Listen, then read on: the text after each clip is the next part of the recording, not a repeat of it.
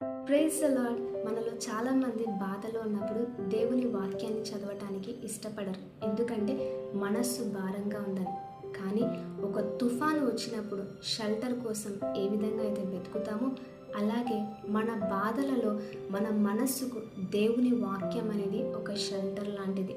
అనేకసార్లు మన జీవితంలో మనుషులు, పరిస్థితులు లేదా డబ్బు కొంతవరకు మనకి నెమ్మదినివ్వగలవు. బైబిల్లో చూసినట్లయితే దావీదు అనేకసార్లు దేవుని వాగ్దానాల ద్వారా బలపడ్డాడు.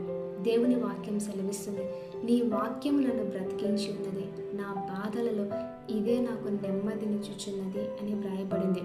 ఒకవేళ ఈరోజు మనస్సు భారంగా ఉందని దేవుని వాక్యం చదవకుండా ఆపివేశావా? కృంగిపోకుండా ప్రతిదినము దేవుని వాక్యం చదువుదాం. అప్పుడు మన బాధలలో మనకు నెమ్మదిని, ఓదార్పునిచ్చేది ఆ వాక్యమే. ఆమేన్.